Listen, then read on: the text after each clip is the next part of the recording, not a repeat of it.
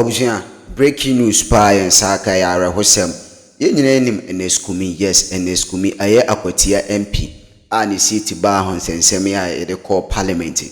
Abusia yante asem de na me kaika we Ernest Kumi a Akwatia MP ye Akwatia MP a na je se okọ mrahye bedwafia na odi dwuma asem mrahye bedwani ema aye na asem no nsensem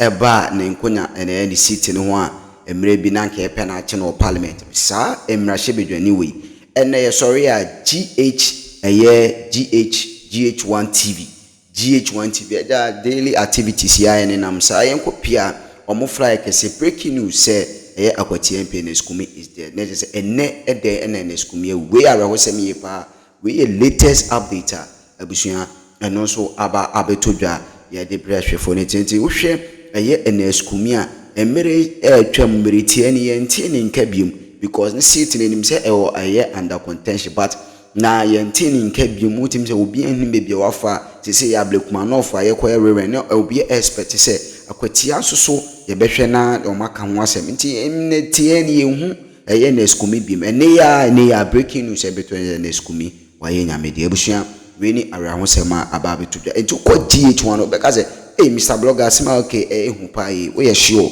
na infa na onya wa asemi free ko GH TV daily update there o de na there say enti we latest update kura ya omunde aba betudwa enti na busua we ye ara ho sem ye pa ato MPP amanyoko no enti Ernest Kumi ni nyina ne se Ernest Kumi eda ya wanyeren na so le busua me se o pa cho se obehye adwumadie no na afoforo nso enya biare nyame hira no onyo ke stay tuned, stay connected. God bless you.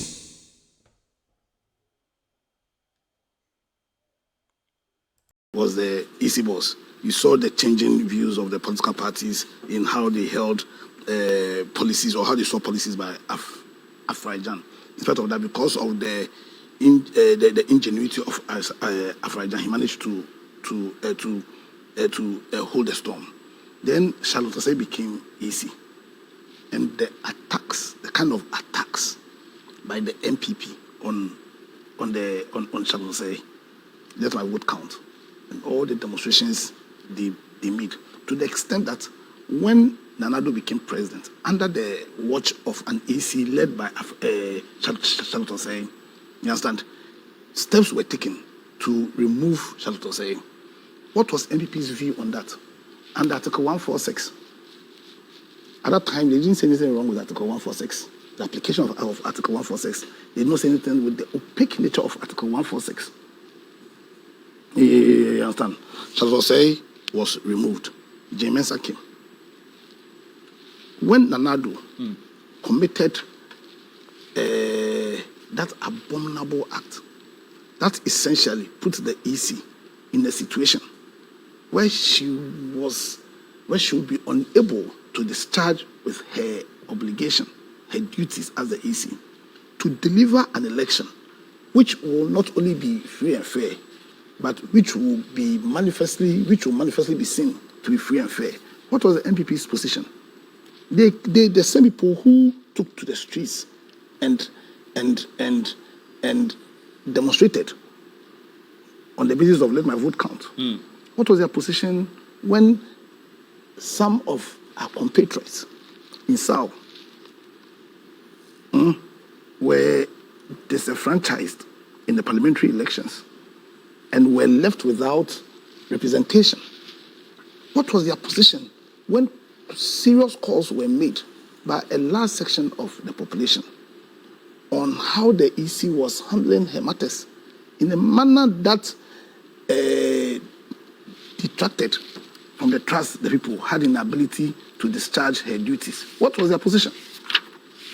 And then suddenly when the EC comes out with a position which the MPP finds or disagrees with, they suddenly open the floodgates of negativity against her, to the extent that they have been telling her, that's all, okay, sorry, you go to church. Speak the truth. You're making particular reference to the position of the EC to this Ablekuma North. Well, that's the reason why we are here. The reason why this topic has come up again is not because of anything sudden. The reason is because of the sudden position the MPP... The lack of consistency. The MPP has taken against the EC. And I'm saying that, so MPP is a party that does not have a principled position.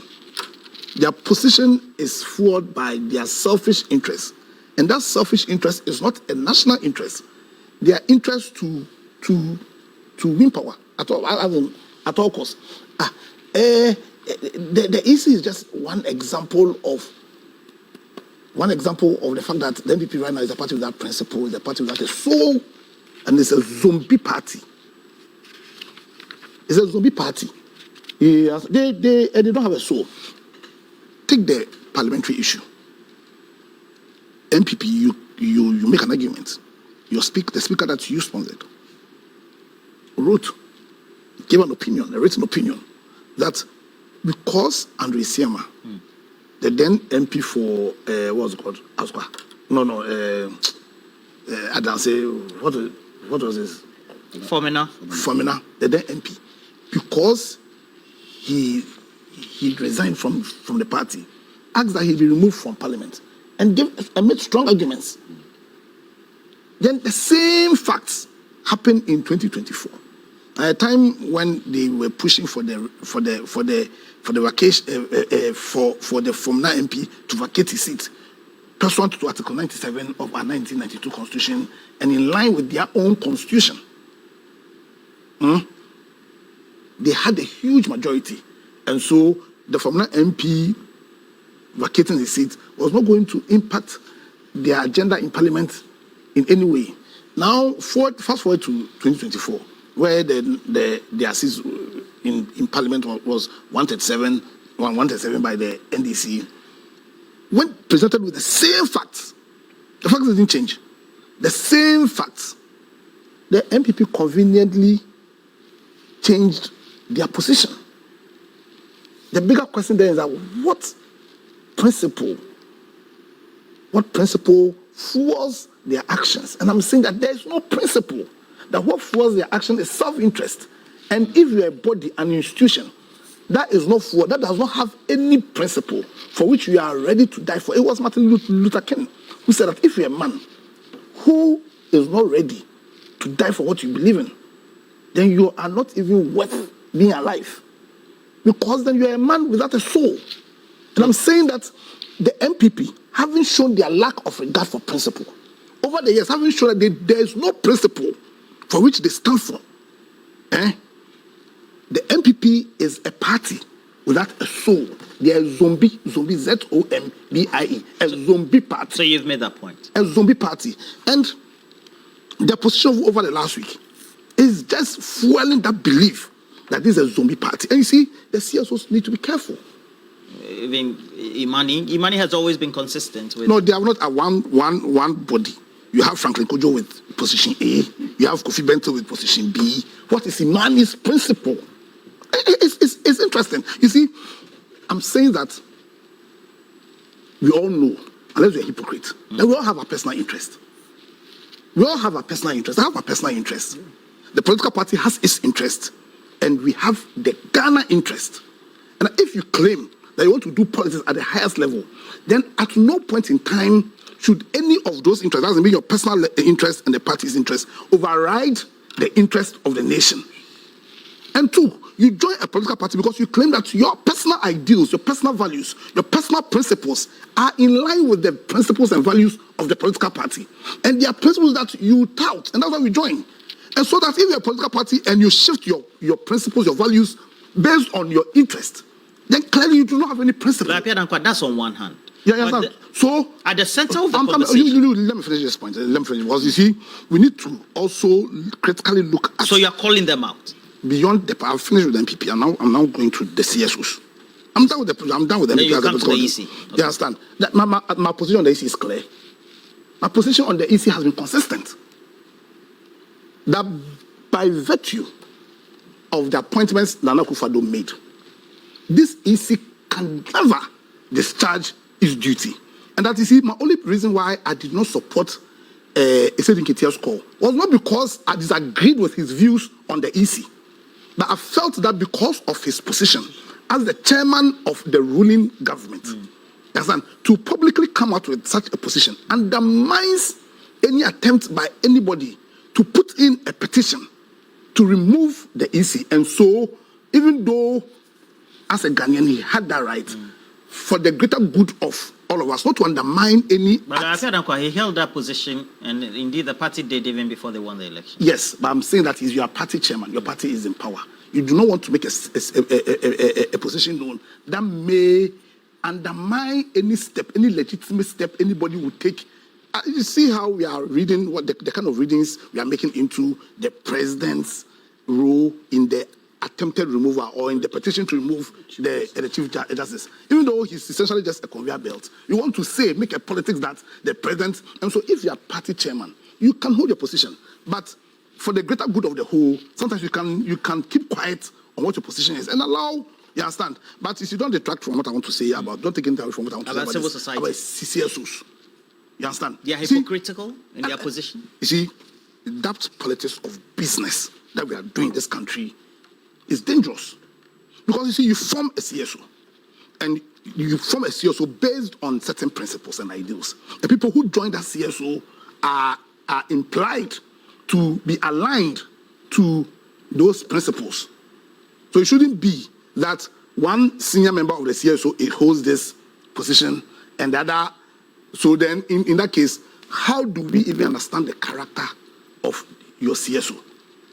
And you know, CSOs are very critical in building the right political culture, which is the only way we can sustain this democracy. And when you take into consideration the purpose, the focus of this democracy, whose purpose is to guarantee for us the rule of law, so that if we have any players in this political ecology, that by reason of how they behave are perceived to be so debased that people do not take them seriously, then how are they helping us in this our collective agenda? You understand? So listen, it's not personal.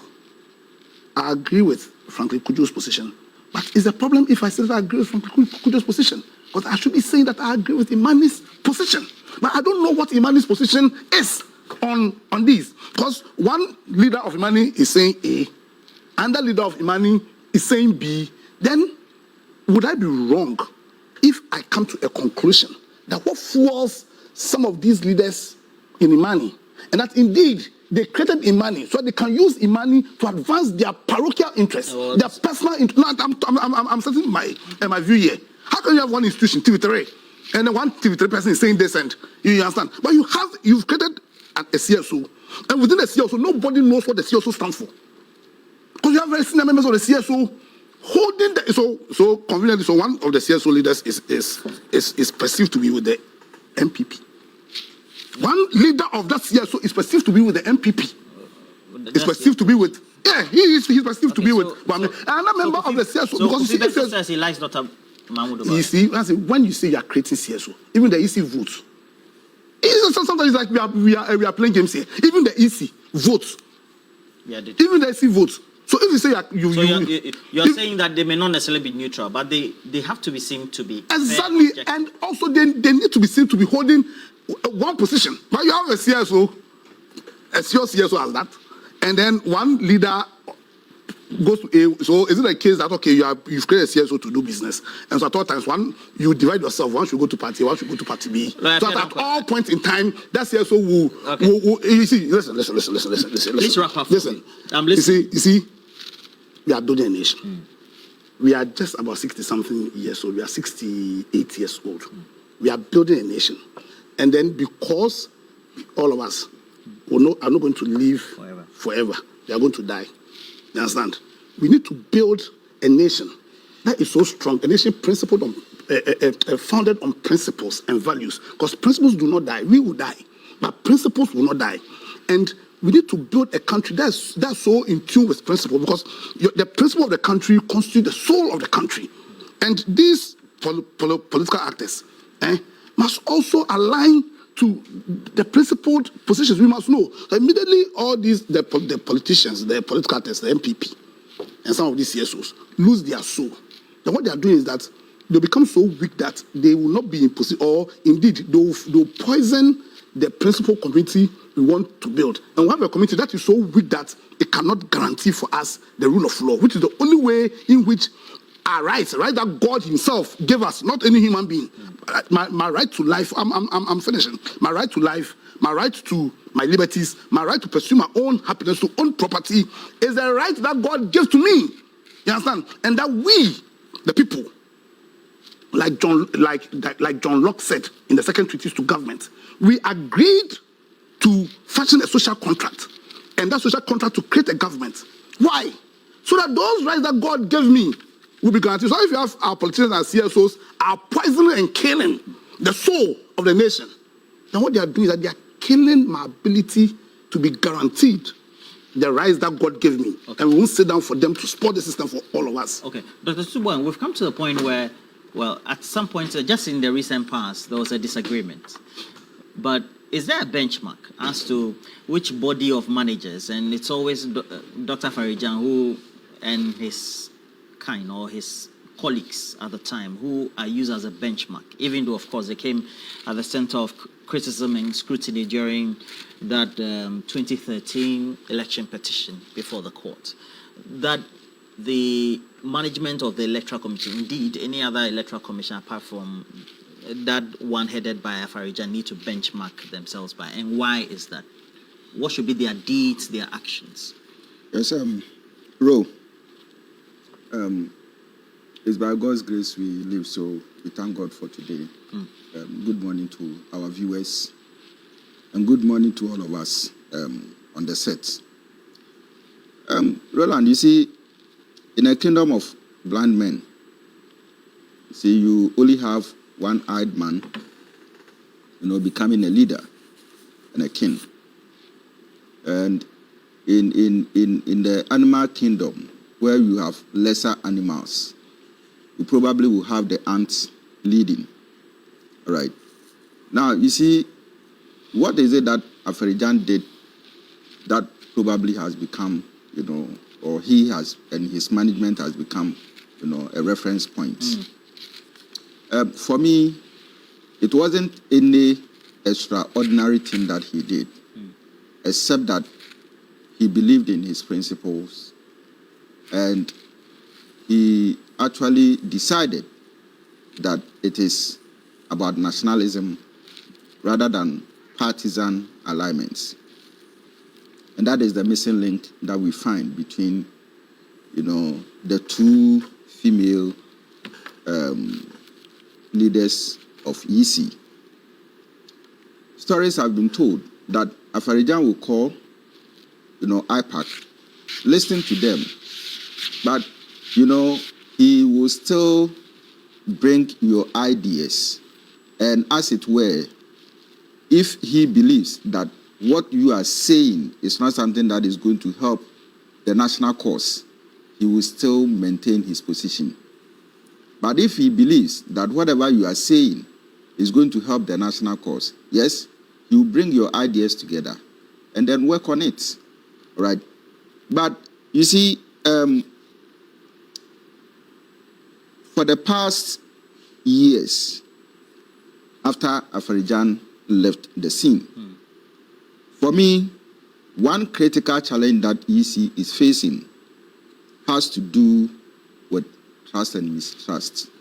Trust and mistrust. Yes. Is it among the stakeholders? Yes. The voters? Exactly. The general population? Exactly. And even the political parties themselves.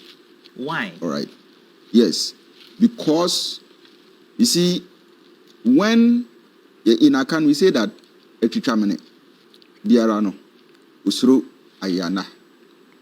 See, so if you are lying prostrate with your head up, you are afraid that because you killed someone, through that means, when you sleep in that same line, someone else is going to kill you.